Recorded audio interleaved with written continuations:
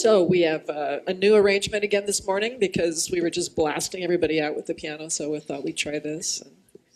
And then we have new technology, so far so good. Okay, so a great big welcome to this Center for Spiritual Living on this beautiful Sunday morning. What a joy to be together. I invite you to stand if you want to. If you don't, please don't. We'll start off with a couple of songs.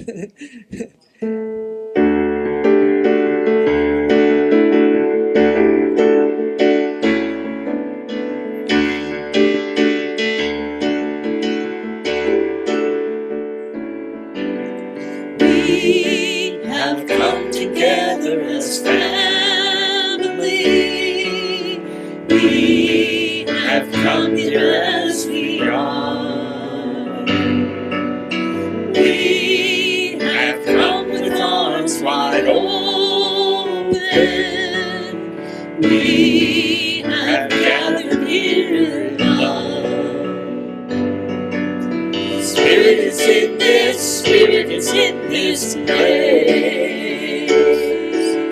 Spirit is in this, Spirit is in this place. Spirit is in this, Spirit is in this place. Raise the roof with shouts of praise, Spirit's in this place. We sing and celebration.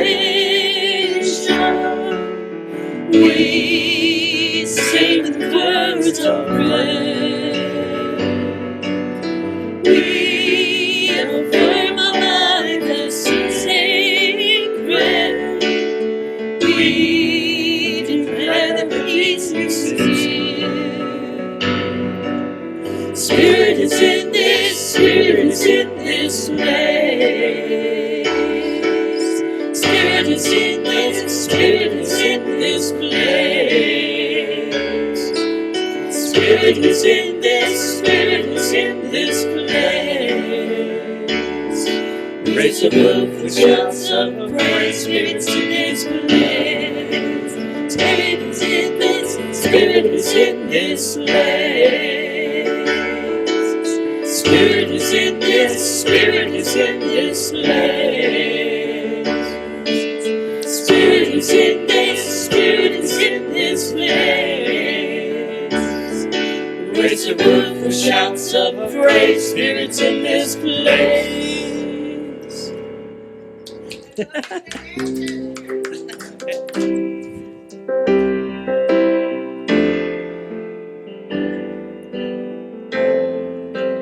Pour yourself in me, pour yourself into my heart. Oh, oh, oh, oh, wonderful Spirit, pour yourself in me, pour yourself into my heart. Oh, oh, oh, oh, wonderful Spirit, pour your love in me, pour your love into my heart. Oh, oh, oh, wonderful Spirit, pour your love in me, pour your love into my heart. Oh, oh, oh, wonderful Spirit, oh, sing your joy in me, sing your joy into my heart. Oh, wonderful Spirit, oh, sing your joy in me, sing your joy into my heart. Oh, wonderful Spirit, oh, shine your light in me, shine so bright into my heart. Oh,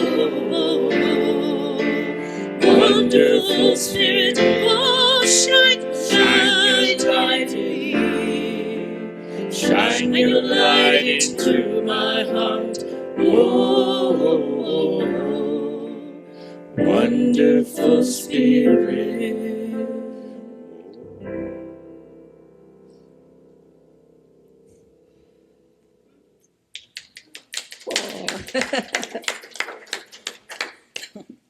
That was lovely. You guys sound great.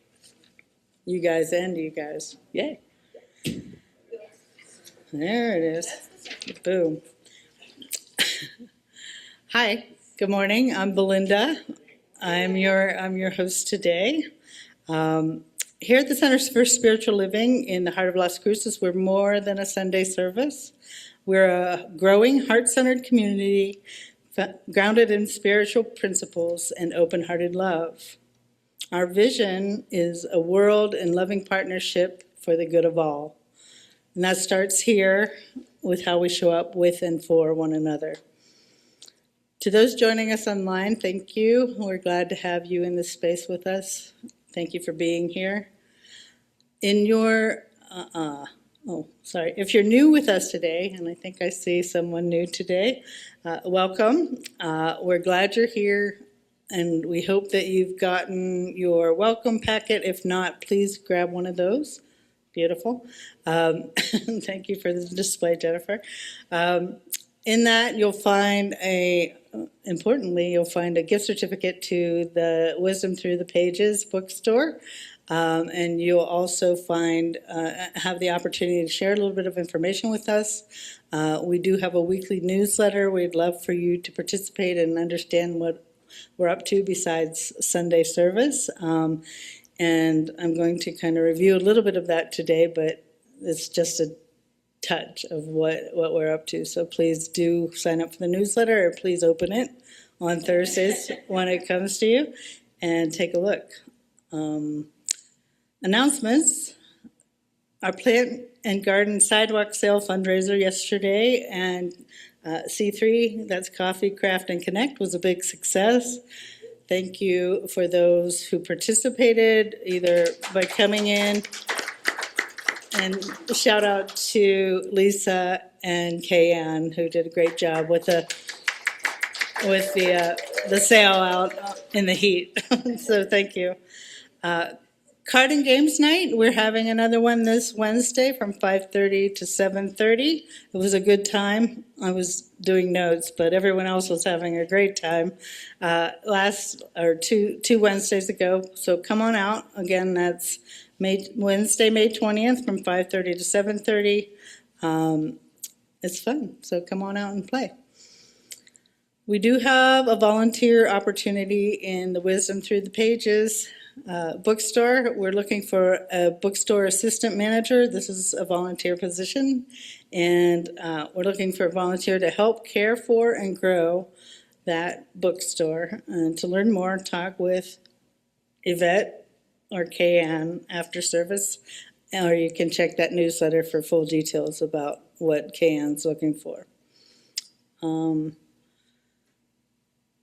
For those of you who have been ignoring all this, please pay attention. The final announcement today, our annual meeting and potluck is in 3 weeks, Sunday, June 7th. Join us after service on the 7th for our annual meeting and potluck. Bring something delicious to share. The food's always good, and I'll try and figure out what I can make. Come and be part of the conversation about where we are as a community and where we're headed together. We'll share updates on the business side of our center, answer any questions that come up, and vote on changes to the bylaws, as well as new board members and your spiritual leader. Kelly's campaigning over there. Please be there and have your voice heard. It's a lot of information and a lot of change, so we want everyone to show up. We need a quorum to vote on the bylaws, on the board members, on the spiritual leader, and all sorts of fun stuff. So please mark your calendar 3 weeks out, June 7th. Be here or be square.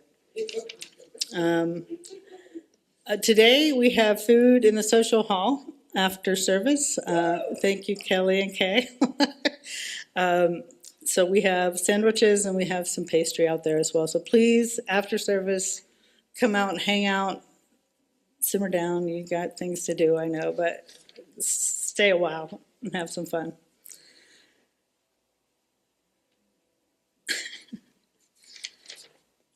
Power of prayer. Here at the center, we believe in the transformative power of prayer. During our next song, we invite you to go within. If there's something heavy on your heart or something beautiful unfolding in your life, you're welcome to fill out a prayer or gratitude card from the seat back pocket in front of you. There should be pens and pieces of paper there for you to complete that. This week, our prayer team will be holding your requests and gratitudes with you in prayer. After service, our practitioners, those with the stole, I think I saw Beth somewhere, the turquoise stoles, they're available for a quick hit prayer with you right after service, and they're generally over here on the side of the sanctuary. Now we move into our time of song, silence, and prayer.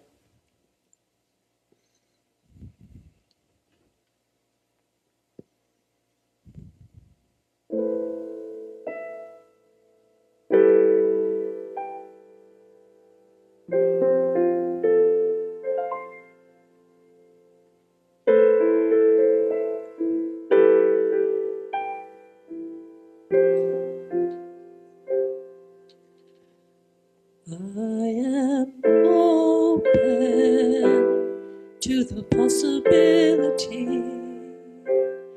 I am open to the possibility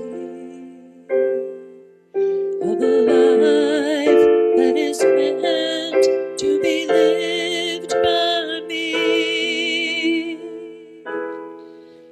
I am open to the possibility.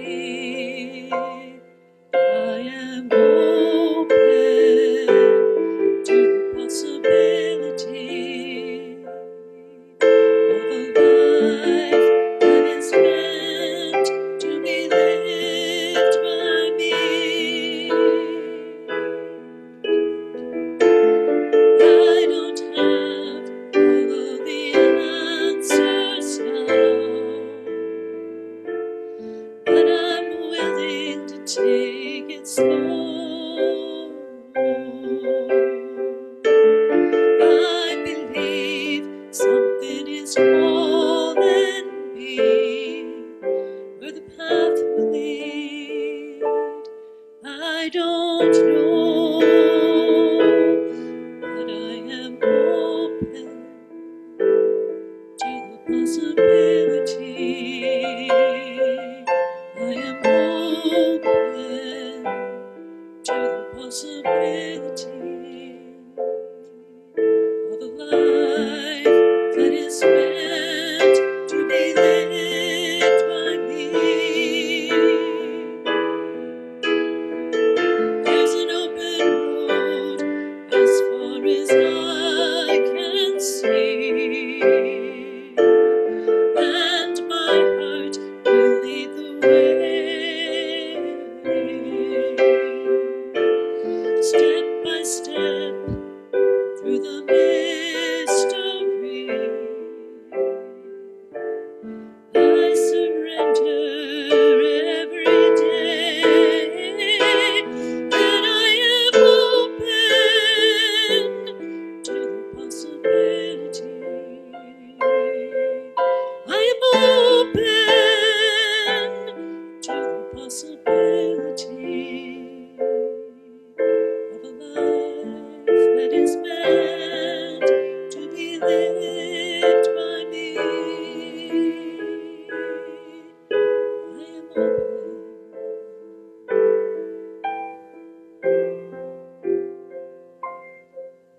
Open.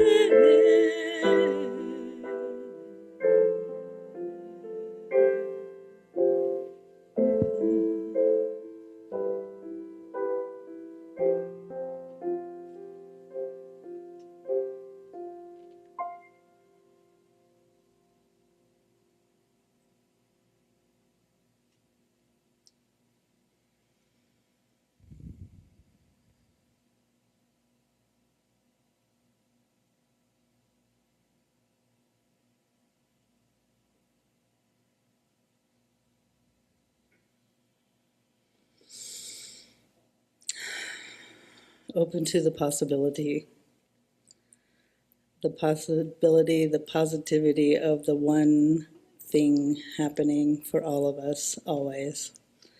You can call it universe, you can call it spirit, you can call it God. I call it thank you, thank you, thank you. Knowing that that presence is here with us, in us, through us, around us, I just open up and get ready for what's to come. I get ready for that possibility, the possibility of being moved this morning. And for each of us, we know that that lives within and through all of us. Knowing that so, together we say, and so it is. Today's reading, as I mentioned earlier, we're talking about doubt, so we have two readings because we couldn't decide. This first reading is from Rainer Maria Rilke, from Letters to a Young Poet. Be patient toward all that is unsolved in your heart, and try to love the questions themselves. Like locked rooms and like books that are now written in a very foreign tongue, do not now seek the answers, which cannot be given you because you would not be able to live them.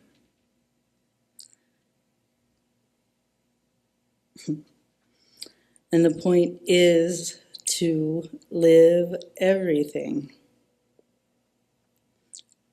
Live the questions now.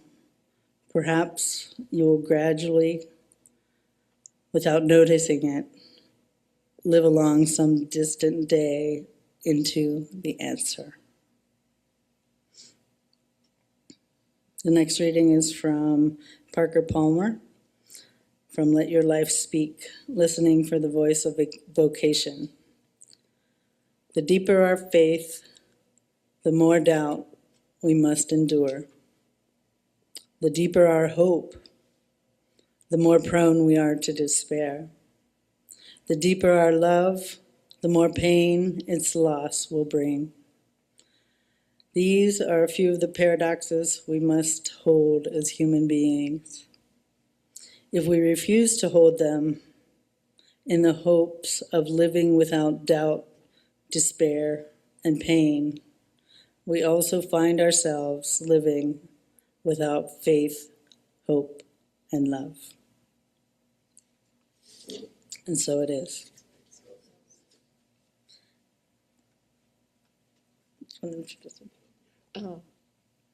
Pat DeSemio is here to do our special music today, so let's welcome him.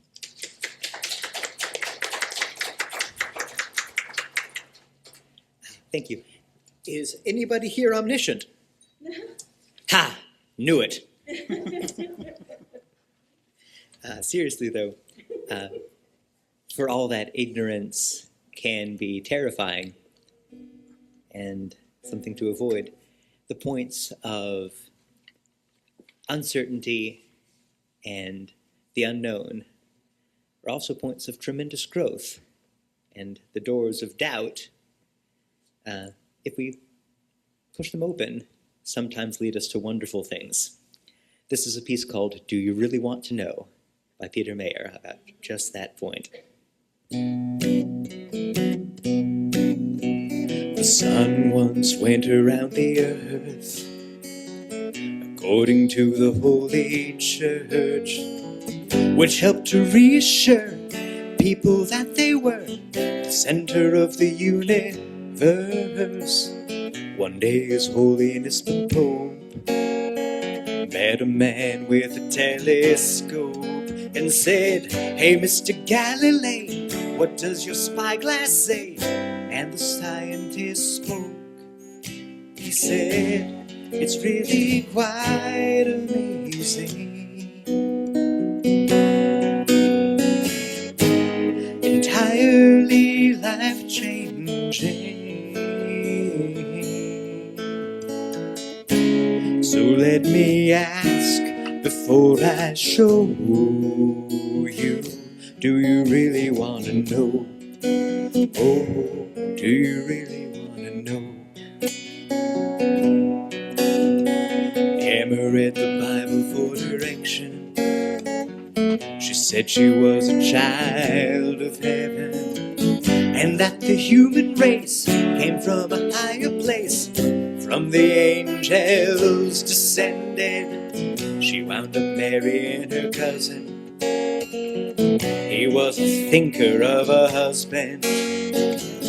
Lost in thought she'd find him. Say, Charlie, what you writing? Darwin looked up and said, it's really quite amazing. Entirely life-changing. So let me ask before I show you, do you really want to know? Oh, do you really want to know? Oh, do you really want to? Let knowledge like a breeze in through the door of your belief. Blow through the rooms and the corridors, knock cherished heirlooms to the floor. That wind can raise the roof sometimes and leave you blinking at the sky.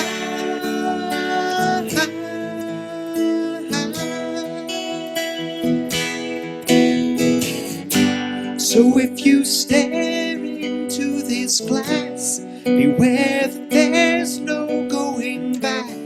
You'll say sunrise, but it will refuse. Instead, the earth itself will move and spin you round from dawn to dawn, amid the wonder of it all.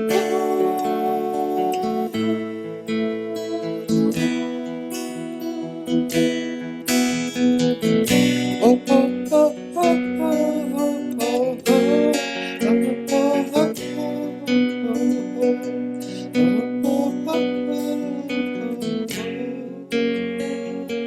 do you really want to know?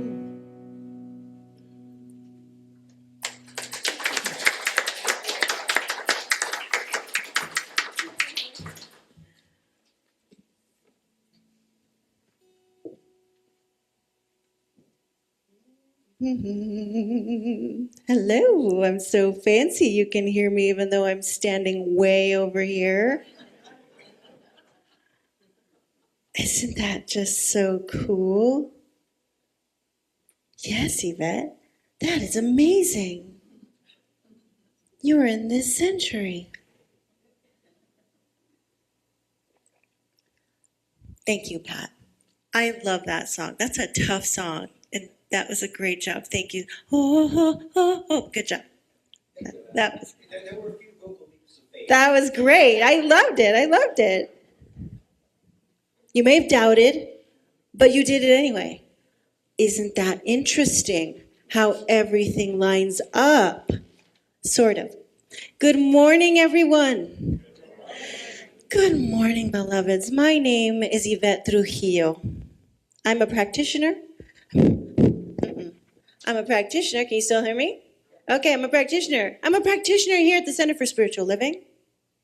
I'm also your Associate Director of Spiritual Operations, and it's been a few weeks since I've been up here in front of you, and it's just my joy.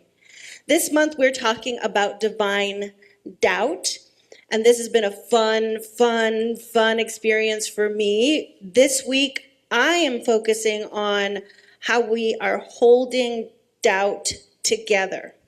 Okay, I'm going to kind of go back a little bit and give you my perspective on doubt as divine, and then we'll move into the conversation of divine doubt. It's a little distracting.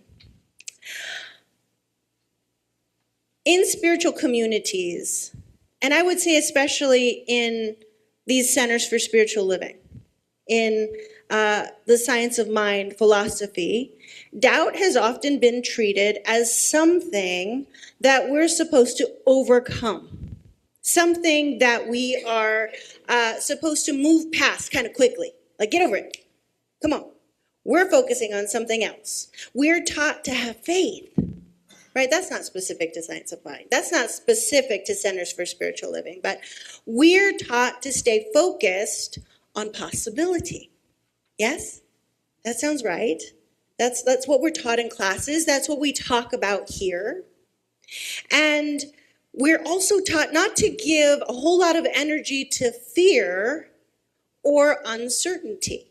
That's historically what we really teach here. And that is, that is important. We do want to make sure that where you place your attention is important. That is a really important piece. And yet, I have realized over the years that I'm actually really good at doubt. I'm really good at it. Like, I have advanced degrees in doubt. I have a lot of self-doubt, right? So, like, why am I this way? Why? I'm a little bit of an oddball. I'm kind of weird. I'm socially awkward. Right, I can get up here and I can talk to you, and my awkwardness maybe comes across okay. But when it's one-on-one, it's weird. Stop nodding so vigorously, Kelly. And I would even go so far as to say that I have asked the question, what's wrong with me? What's wrong with me? What's wrong with me? Right? And also my path in ministry has been riddled with doubt. I actually was called, that's what we call it, you're called to ministry. You get the tap on the shoulder by Spirit. I was called to ministry in 1998. For those of you who are good at math, go ahead. 1998, that was when I first walked into my very first Center for Spiritual Living at Center for Spiritual Living in Seattle. And I saw Reverend Dr. Kathy Ann Lewis up at the pulpit, and I was shooketh. I knew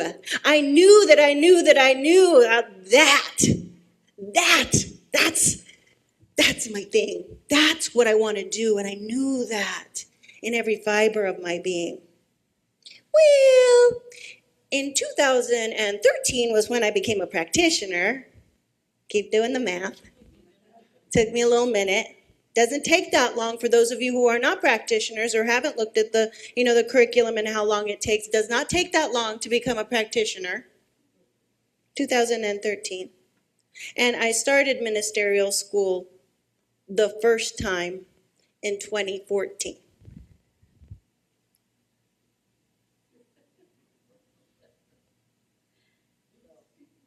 So it's taken me a little minute. And the reason behind that is a lot of doubt. I can't do this. I don't think I can do this. I'm not made for this. I'm not good enough for this. What if I get in front of people? Oh my gosh, and all my baggage. And it's going to come. Oh, all the reasons. All my fear and all my doubt came up. Advanced degree in doubt. Oh, by the way, the ministerial certification is not a doctoral degree. So it's not like it's taking this long. Oh, but for those of you who don't know, I'm just now finishing my certification. Yay me!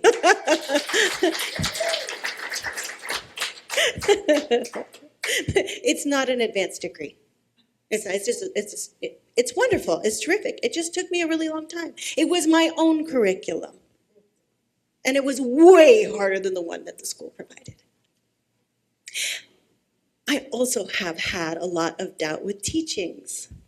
And it started when I was as a Catholic little girl in First Holy Communion, going through my catechism classes. So those of you who were raised Catholic, I remember going through the courses, and my godmother was one of my teachers. And I remember just having so many questions. And the one and only time that I got kicked out of catechism class was because, and I'm a good girl, but I was so upset because I don't understand confession.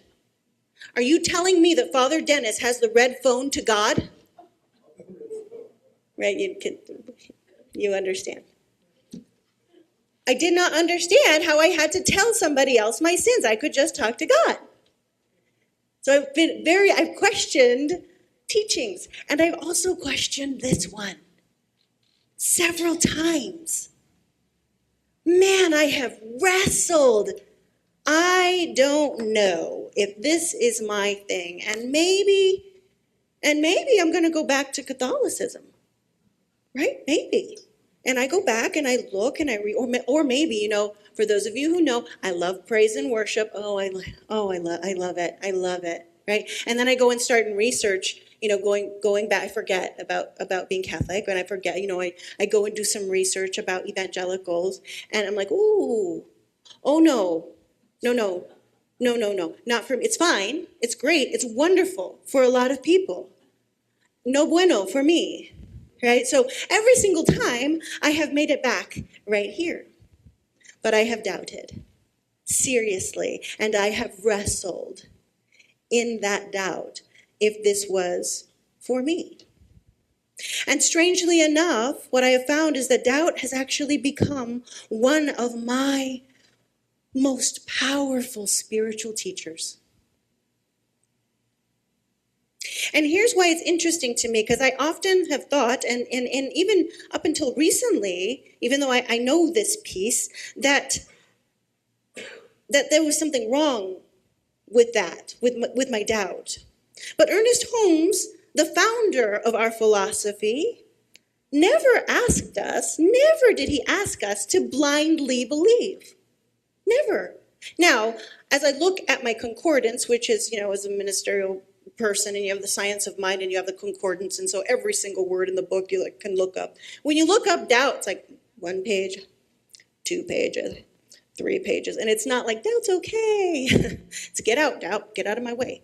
That's the way that we look at doubt most of the time. So it makes sense to me that I'm struggling with understanding this way of looking at doubt that we're talking about now, because historically we do look at doubt as, let's get it out of the way. But Ernest Holmes tells us that he actually designed religious science to be an experiment. It is experimental in its design. Prove it is central to this philosophy. Prove it.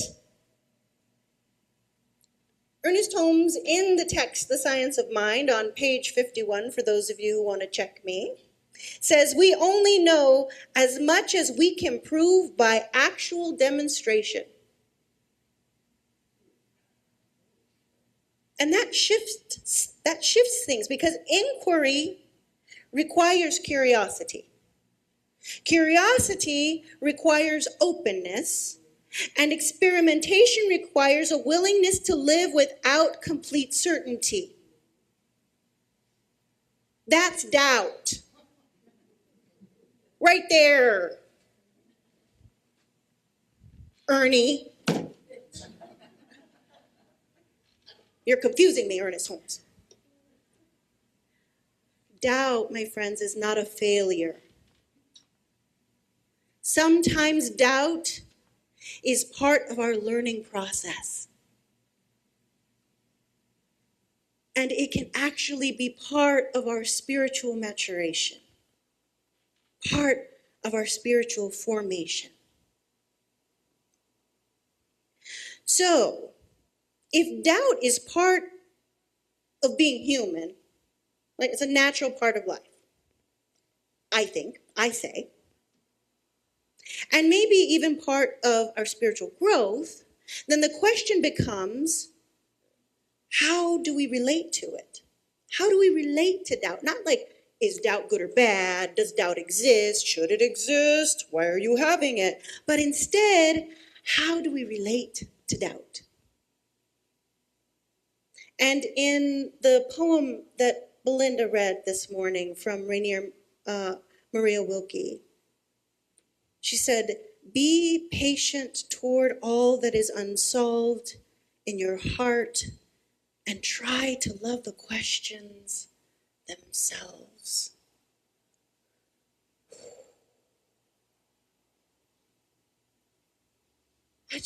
that just changes my posture to doubt, to one of trying to push it away or get past it or get over it, to being in relationship with it.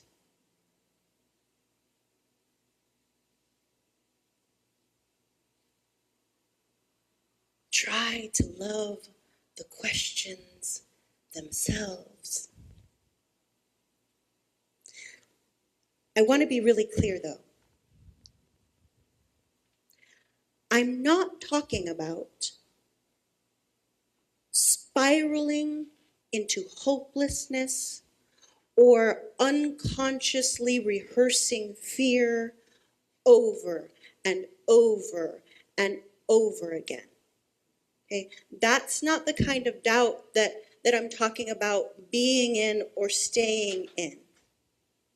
Because if we're constantly telling ourselves nothing ever changes, this is hopeless, forget it, why even try? If we're in that kind of doubt, that affects how we participate in life. Right? You can feel that.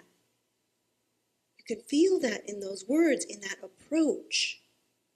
That's different from conscious inquiry. There's a difference between spiraling and listening. And there's a difference between collapse and curiosity. Between unconscious fear and conscious exploration, right? You can feel that difference, can't you? But sometimes, this is important, so let me drink something. All I have is water. But sometimes doubt arrives as fear. Sometimes doubt arrives as exhaustion. Sometimes doubt arrives as anger. And sometimes doubt arrives as grief. That's how it shows up. And I might not immediately know what's underneath it when it shows up in that inconvenient way that might look like spiraling, that might look like falling apart.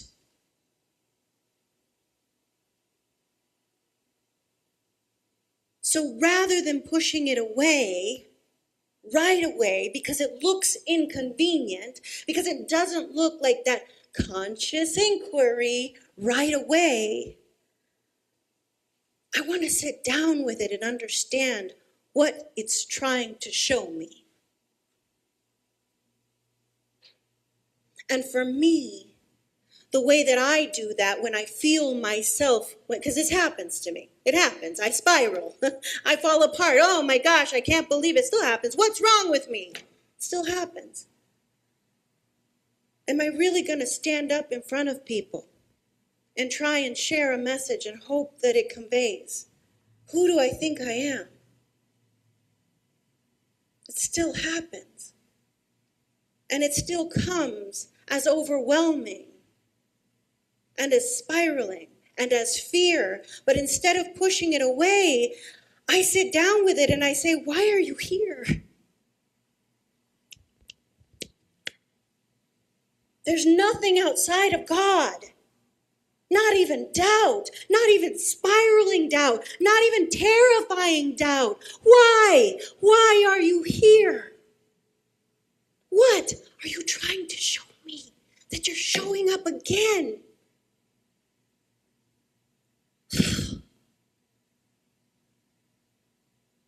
What might need attention?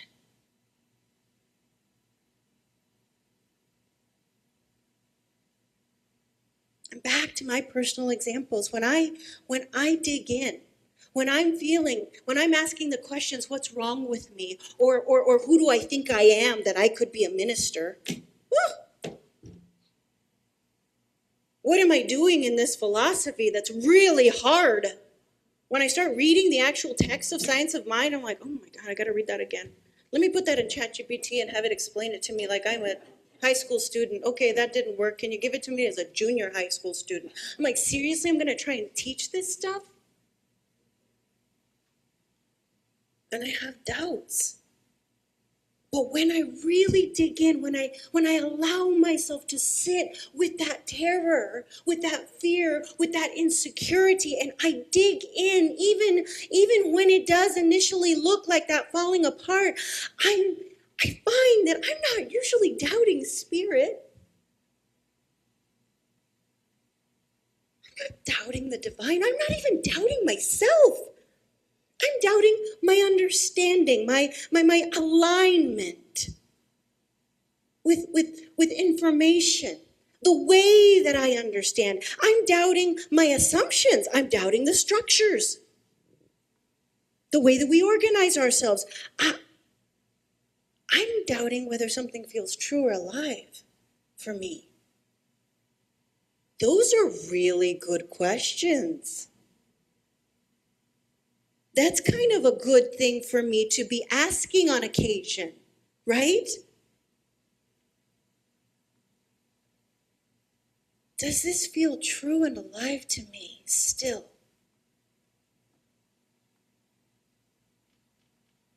And there are lots of ways that doubt can show up in our lives. It can show up as grief, as illness, as aging, loss, massive change in our lives, uncertainty about the future. It can be becoming an empty nester, and all of a sudden you're at home without your kids. It can be moving into retirement, and you've been this person with this identity, with this value, and now that's gone? Will I ever feel whole again? Can I trust my body anymore? What kind of world are we becoming? Who am I becoming? And what if the old version of me no longer fits? I think doubt becomes most painful when it is unconscious, when it's isolated, and when it's filled with shame. And so many times, the way that we talk about doubt in the world is with shame. And so many times, the way we deal with and talk about doubt in these rooms has been with shame. And we tuck it away, and we put it in the corner, right? We put it in the attic, or we put it in the basement, and it's in the shadows, and dust gets on it. And we like it that way because we don't want anybody to see our doubt. Because if you doubt what's in your consciousness, spiritual bypass, right?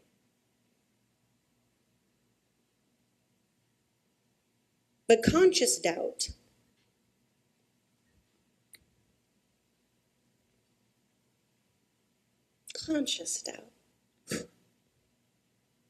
taking the dust off of it and taking a look at it honestly and compassionately, it can deepen our wisdom.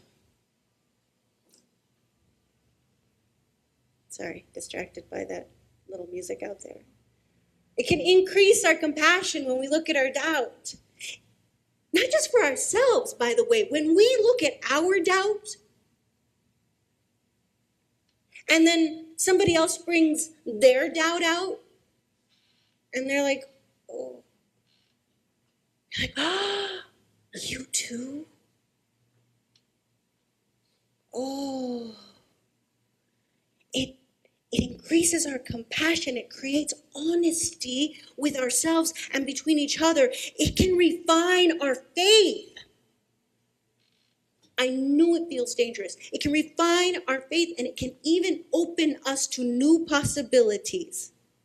And maybe part of what makes doubt so difficult is the belief that we're supposed to carry it alone.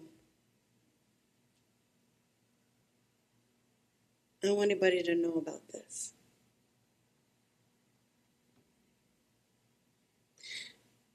There's a difference between unconsciously recycling fear and consciously exploring our experience together.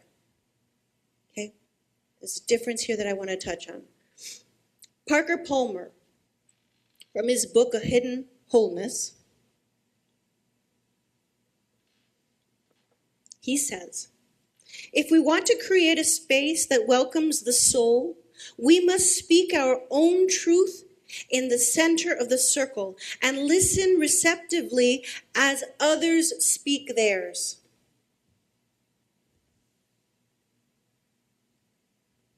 Hold on, long-term religious scientists. Hold on. We are living in a moment where many of us are carrying uncertainty, yes? It feels a little uncertain these days. It can. Some of us are carrying grief. Some of us fear about our health or our aging. Some of us are exhausted by the news cycle, by just life.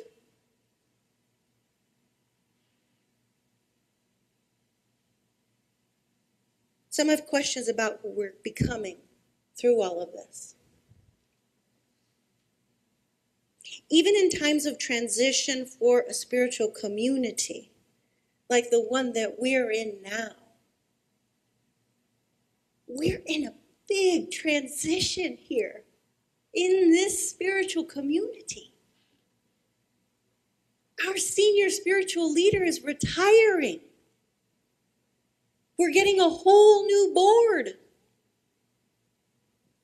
I feel like my hair is going back. In times like these, we can have questions and uncertainty. And that naturally arises. That's human. The question is not whether doubt appears. The question is, what do we do about it? Because questions are there, doubts are there, worry is there, concern is there. Do we unconsciously rehearse fear over and over again? Do we suppress honest conversation because it feels uncomfortable? Or do we become curious together? Do we stay open enough to ask better questions? Do we help move the conversation towards possibility? And for some of us who've been here in this teaching a long time, this may feel like a growing edge. Because we're not supposed to have been, we're not supposed to have something like that. We're not supposed to have been talking about the doubt, right? I'm inviting us into conversation.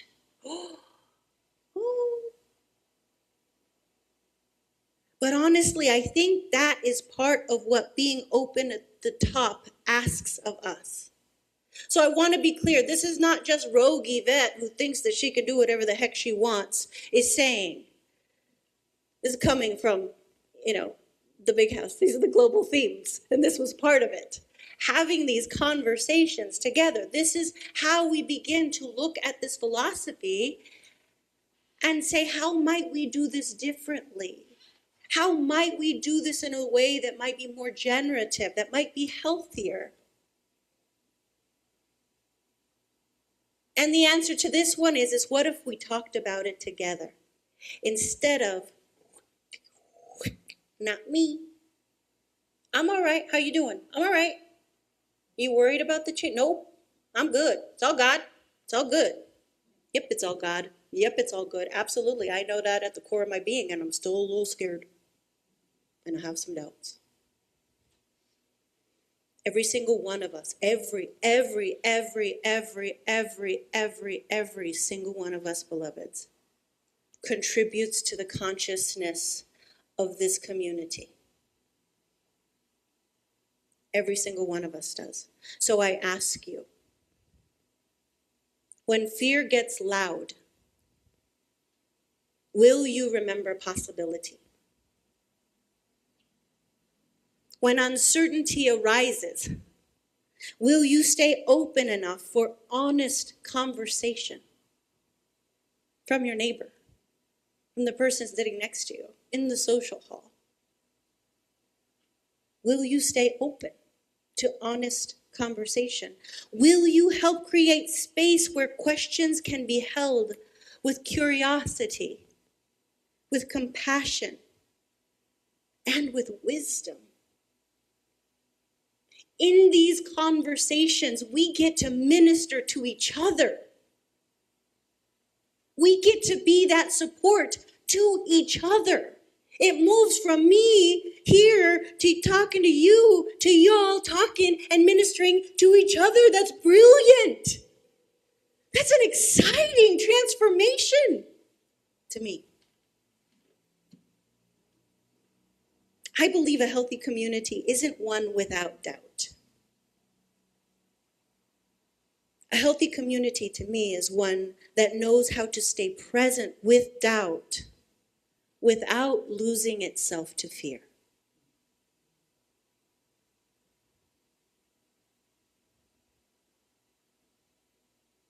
Maybe faith isn't the absence of doubt. Maybe faith is the willingness to remain open, curious, engaged and present, even when certainty disappears.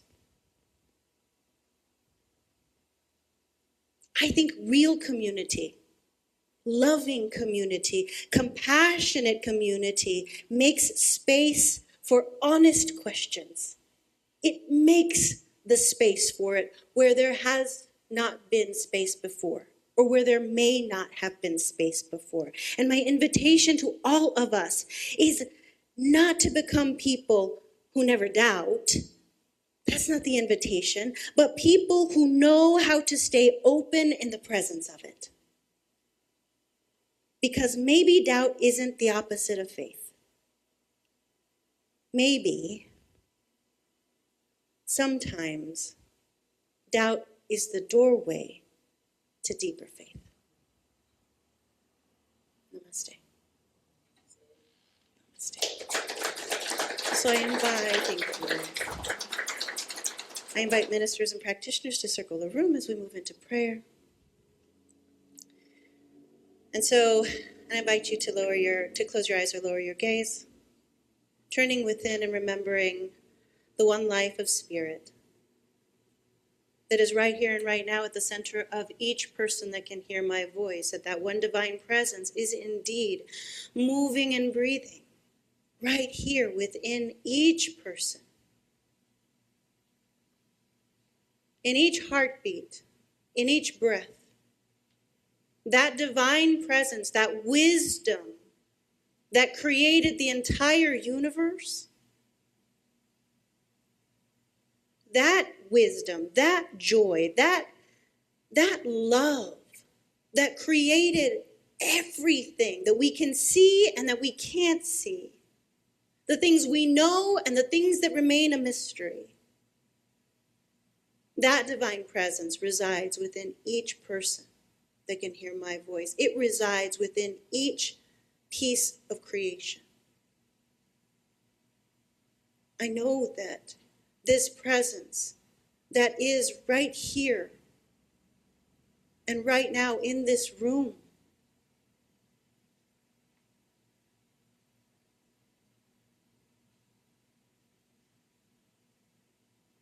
indwells all aspects of life, the things we love, the things we celebrate, the things that we call good. And it indwells and fills the things that we might judge as not so good. The divine is present and fills our doubtful thoughts, our questions, our not knowing, our self-doubt. There is nothing outside of God. And so if that is true, even those thoughts, even those questions, even those places where we feel separated, that is still happening within the power and presence of the divine. And so as I know that, I bring those doubts back in. I bring them out of the shadows, and I know that each person here takes this opportunity to bring their doubts out of the shadows, to dust them off, and to look at them clearly and squarely. An opportunity is taken this week to make peace, to ask the sweet questions. What are you here for? What do you have to show me? Is there something for me to learn from you? And I believe that there is an opening of a heart in this moment of inquiry, and that duplicates itself across this community. And as these hearts begin to open, and this duplicates across this community, that there is an opening of every heart to come together here in this community, to share with one another with courage and vulnerability, to share with one another where they might be in doubt, where they might not feel certain. And there's also leadership to remember that we can move beyond fear, beyond the spiraling, into beautiful possibility and into deeper connection with one another. I know right here and right now that as we move into a more beautiful relationship with this divine doubt that is our teacher, that we as a community step into a new threshold of connection, of health, of depth, by embracing all of ourselves and bringing it into the light. I'm so grateful to know that this is the truth of who we are. I'm so grateful to know that as I speak my powerful word, I can release it. I can surrender it into the law. And without judgment, the law simply says, yes, yes, my beloved, yes. And it is done. Thank you, sweet Spirit within me. And together we say, and so it is.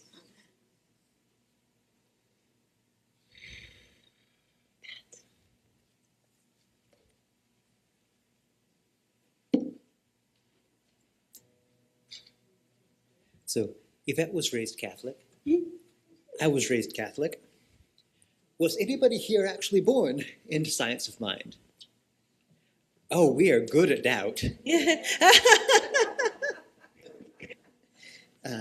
And its potential and its nature as a signpost to undiscovered potential and blessings. So on the note of doubt as a signpost for growth and blessing, here's another Peter Mayer piece called Holy Now.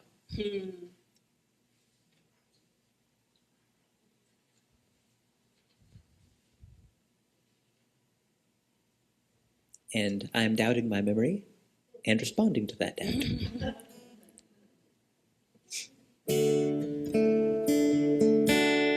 When I was a boy each week, on Sunday we would go to church and pay attention to the priest. He would read the holy word and consecrate the holy bread. Everyone would kneel and bow. Today the only difference is everything is holy now. Everything, everything, everything is holy now. When I was in Sunday Sunday school, we would learn about the time Moses split the sea in two, and Jesus made the water wine. And I remember feeling sad. Miracles don't happen still, but now I can't keep track, 'cause everything's a miracle. Everything's a miracle. Wine from water is not so small, but an even better magic trick is that anything is here at all. So the challenging thing becomes not to look for miracles, but finding where there isn't one. When holy water was rare at best, it barely wet my fingertips, but now I have to hold my breath like I'm swimming in a sea of it. It used to be a world half there, heaven's second-rate hand-me-down. I'm walking with a reverent air, 'cause everything is holy now. Everything is holy now.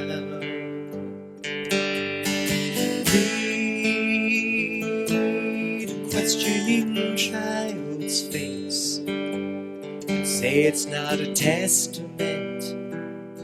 Wouldn't that be very hard to say? See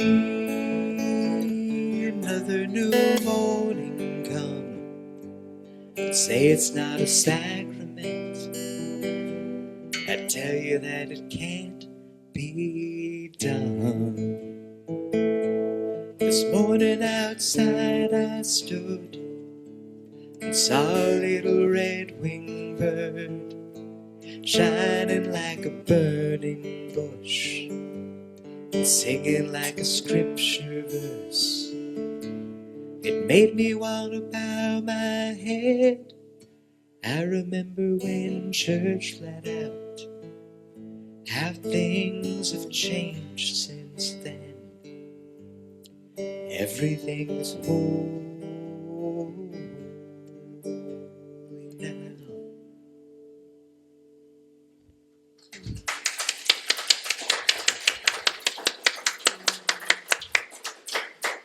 Thank you, Pat. Thank you. That was beautiful. I was just listening to that song this week. I love that song. Thank you. Thank you. Okay, my friends, we are now, it's our time. It's our time to get to participate in the flow of abundance. We get to participate in the flow of circulation, and this is a really fun time to be able to engage with this beautiful law of abundance. If this community feels like a place of spiritual food for you, if this feels like a place where you get to learn and remember who you are, to learn and remember how you get to engage with this divine universe that you belong to, that you are a part of, this is an opportunity for you to give back to this community. Also, as I said last week, to also keep the lights on. That's also a really good reason to give to this community. In addition to all of those things, we also contribute 10% of your offerings to an organization here in Las Cruces. And this month, we are contributing 10% to the Learning Action Buffet. The lab creates a space for youth to explore who they are through art, expression, and community action, cultivating leadership and a vision for a more just world. And we celebrate their work as it honors the courage to question, grow, and become. And so know that 10% of what you give this month is going to them. So before we sing our song and the plates get passed around, also remember that when the plates get passed around, if you did fill out a prayer request or a gratitude card, that's the time that you can drop your offering of that kind into the plate as well. But let's read our blessing together as it comes up on the screen. Divine love through me blesses and multiplies all that I have, all that I give, and all that I receive. Thank you, God, in me.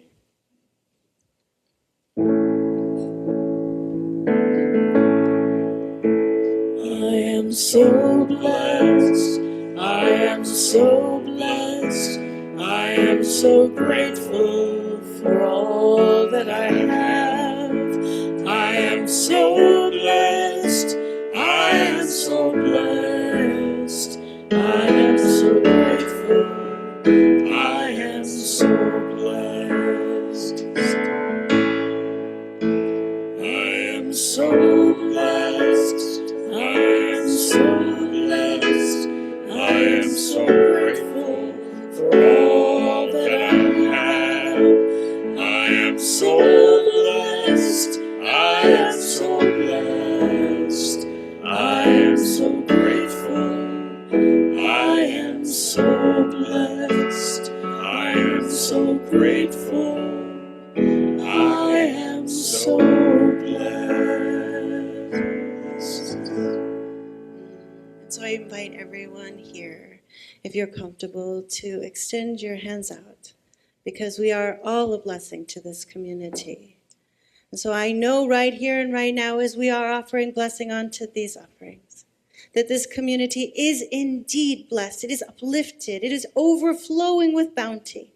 And I'm so grateful for the offerings that are made here today, knowing that it amplifies it. I'm seeing a big yellow highlighter for some reason. It highlights the gifts and the offerings of this community. And I'm so grateful for every person who shares their gifts, their bounties, their offering, their time to this community. I know that we are blessed by it. I know that we are a blessing out into the world. And I know that these gifts circulate back to every person who offers their gifts, their bounty to this community.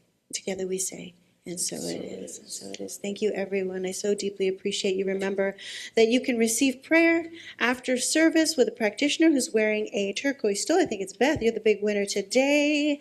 And what are we closing out with today, Sarah? Love be with you. Love be with you. I'll put my mic down here so I'm not so loud. Let's stand up if you are comfortable. If you're comfortable.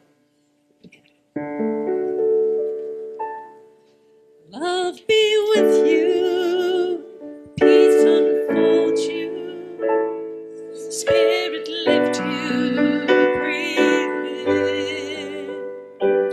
Truth come through you, make it flow to you, let joy be with you, till we meet again.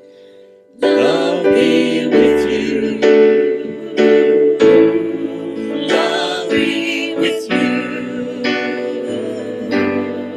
Love be with you. Love be with you. Love be with you. Hand in hand, it seems like we take a stand. We are changing. A whole new life for you and me. Take your past and set it free. Share its blessing.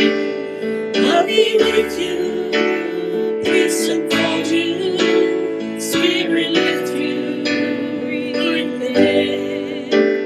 Truth come through you. Make it flow to you. Let joy renew you till we meet again. Love be with you. Love be with you.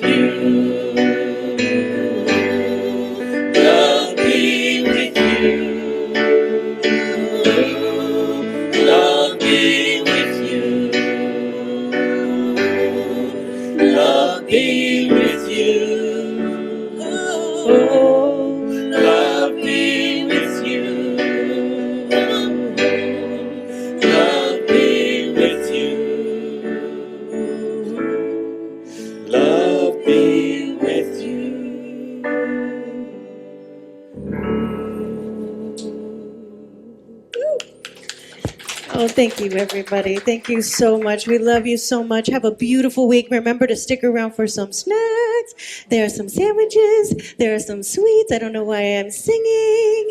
We love you so much. Stick around. We'll see you again next week. Yes? Yes. All right. So can we leave all this stuff up here?